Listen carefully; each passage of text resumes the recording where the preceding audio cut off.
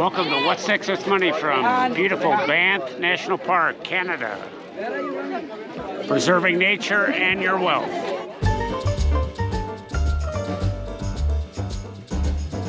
Welcome in. Coming up on today's program, protecting your money during economic uncertainty. You're watching What's Next with Money, a program with smart insights to guide your financial decisions. Let's get started. We're going to show you 5 ways to protect your money during economic uncertainty. One of the first is stay employed. Downturns mean economic growth slows. Layoffs and downsizing might occur to save costs or respond to declining sales. Your best remedy, our best remedy, is to be indispensable. Our value and ability to do several jobs or projects, especially ones that are needed in the coming years, allow us to future-proof ourselves. It will make our financial life traverse and go over the choppy waters of a downturn. I have lived and worked through several downturns, experienced cutbacks, salary freezes, and took on the consolidations of roles and responsibilities. Fortunately, I was never laid off, while the organizations and companies I worked for consolidated and instituted hiring freezes. If you are working remotely, try to up your in-office time, in-factory time as appropriate. Career advisors say this is not the time also to jump to a new job. With the adage, last hired, first fired. Show up on time, better yet, show up early. Help with future projects, be more visible, pick up company training opportunities. Seek commitments from the company if they will still have or plan to have the budget to pay your current or, more importantly, a refashioned position. In other words, become recession-proof. We're talking about protecting your money during economic uncertainty. Be diversified and reset your investments to take advantage of market rebounds. One recent investment executive was quoting John Bogle of Vanguard Funds. He told Barron's, he said, people are always looking for investing for that needle in the haystack. Bogle would say, why not buy the haystack? For diversification, try balanced funds, index funds, exchange-traded funds with lower costs. Don't time the market. Look for good baskets of companies that are on sale, indexes. And they may be on sale in recessions as prices have taken a beating. They have become partly de-risked. You can re-enter the market gradually if you've cashed out through dollar cost averaging. This lowers your overall cost of equity ownership because you buy more shares each month for the same dollar amount, but the prices have gone down. In other words, they're on sale. And if prices are really low, you could speed up that market re-entry, take advantage of lower prices, but you open yourself up to more volatility, so be careful. And while you're at it, calculate your net worth. Look at your whole financial picture with your spouse or partner, including home, small business, debts of all kinds, the stability and prospects of your jobs, and then the benefits that go with those jobs that might stay with you upon separation. Think about this. You can be employed and then actually leave a place of employment, but you get to take some of those benefits with you. Benefits that you've helped seed and grow, like retirement savings, health savings accounts. Maybe there's a pension involved that might need to be rolled over if it's small. Education and training, they can't take that away from you. Severance, if necessary, as sort of an unfortunate goodbye gift, but it's better than nothing. But all these you can gather and then use to move to your next position. Also look to where your investing is already automated. We've talked about dollar cost averaging, and this should make you a little more happy and uplifted as markets decline because you're building your net worth through those periodic monthly investments. And we've got a really cool video on net worth called Net Worth Equals Net Wealth. So we're talking about protecting your money during economic uncertainty. Now, rebalancing is very important in asset allocation. Certified financial planner professionals can help you with that. And according to Warren Buffett's investment mentor, Columbia University professor Benjamin Graham, he talked about rebalancing. It said it gives the investor something to do. As markets move up and down, the proclivity of investors to do something increases. They just feel antsy. I got to do something with my money. I got to take an action.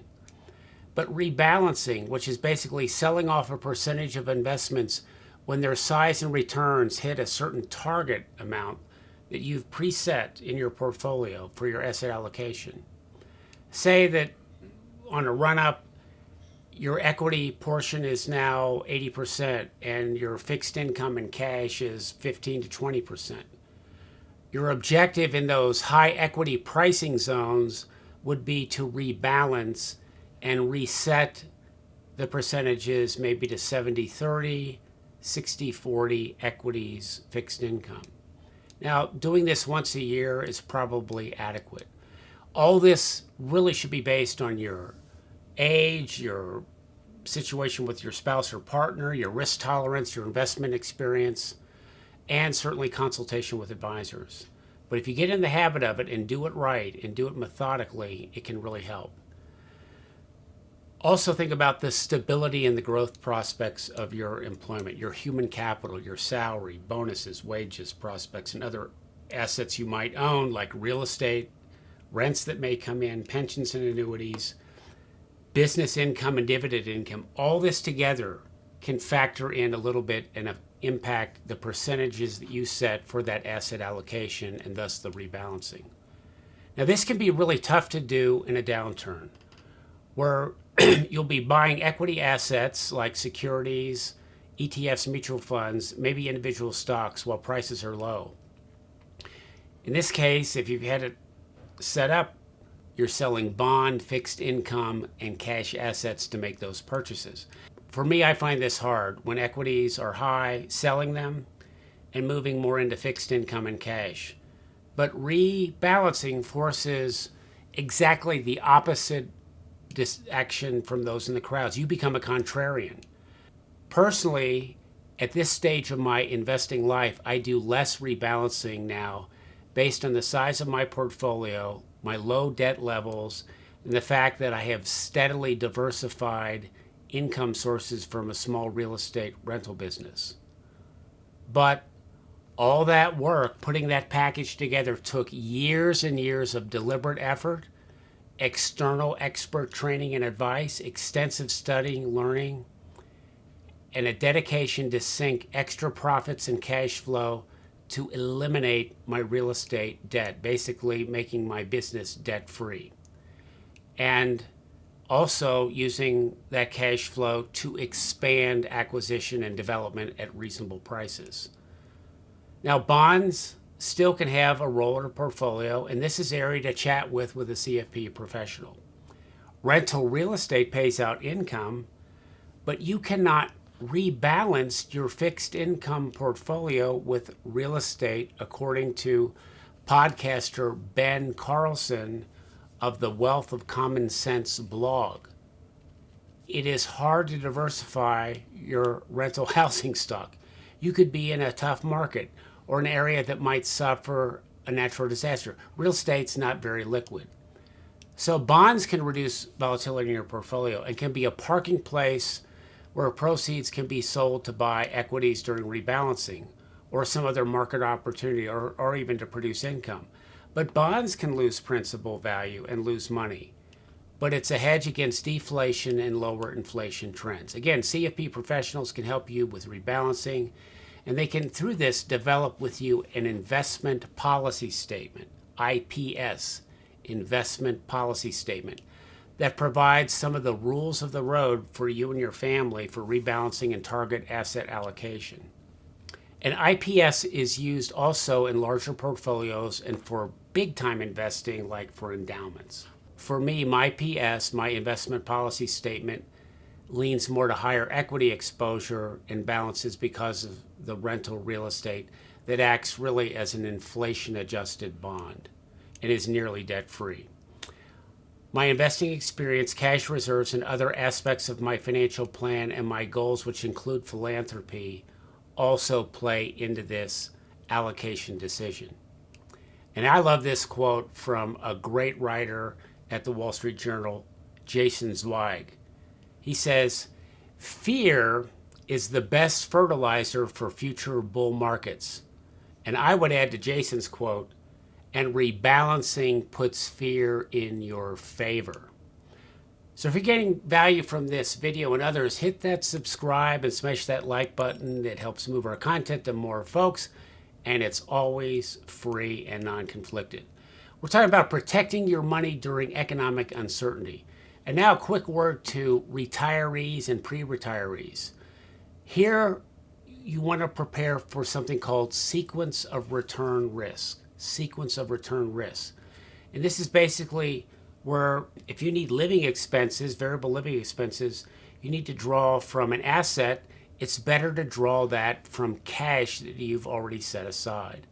This helps you avoid being forced to sell investments for cash flow needs when you have retired or are planning to retire in a down market. And many of our retirement timing decisions that are predetermined, tied to when we want to claim Social Security, when we want to conclude full or part-time work, we may be doing that at a preset time that the markets are down.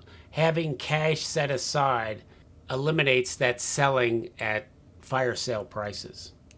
It's about the ordering and sequence of losses or gains when you are cashing out of investments in and around your planned and actual entry into retirement or a phased retirement.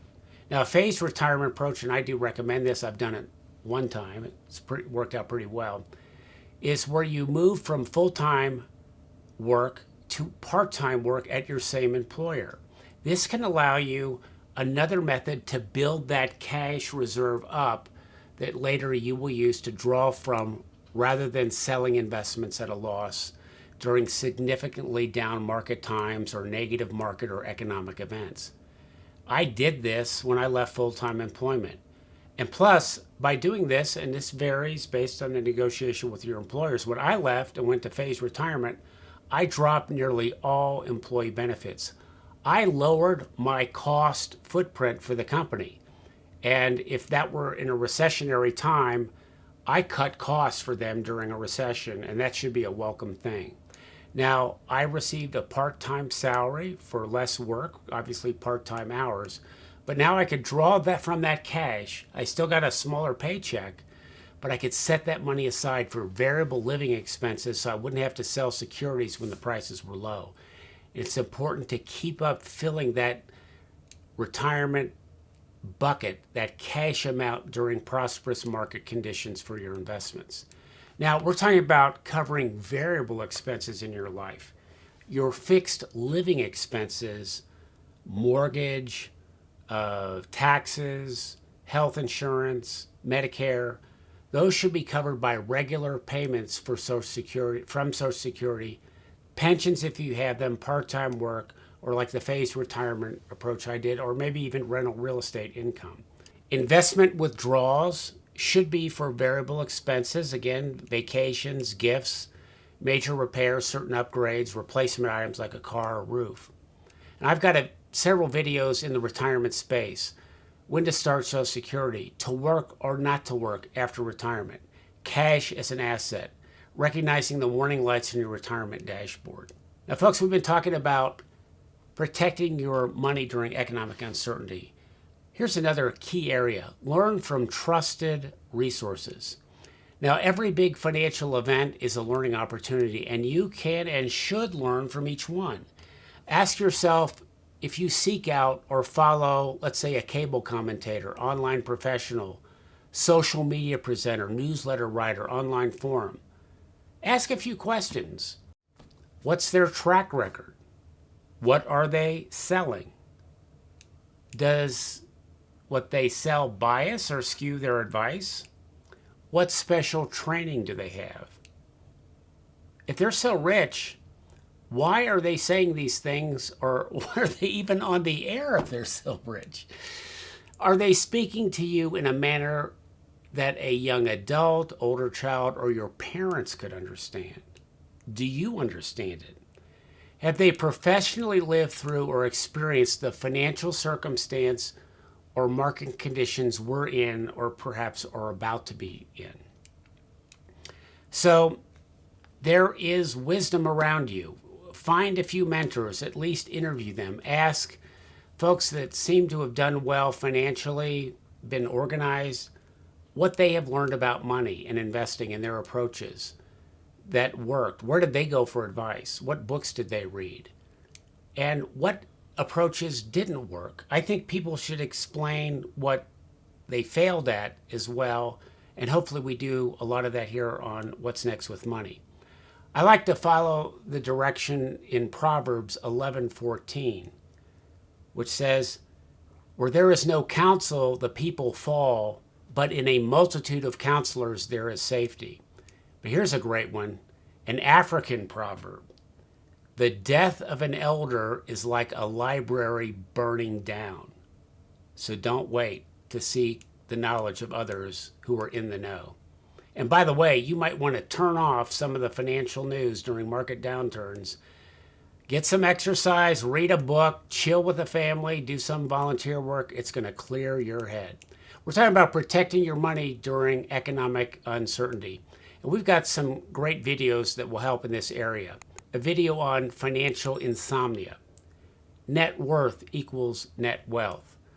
What to do about before selling that loser stock. Invest in what you know, and even areas like Bitcoin, risk and reward explained. Remember why you are investing. Write down the goals and purposes of an investment you make, and your thoughts about downturns, what you learned from the past in financial markets and events. And believe me, I've done all of that, and I've had a lot of pain and anguish suffering through and building my financial and investing resilience muscles during past downturns. I've had those sleepless nights, but I've learned from them and studied, and hopefully I've done a lot better.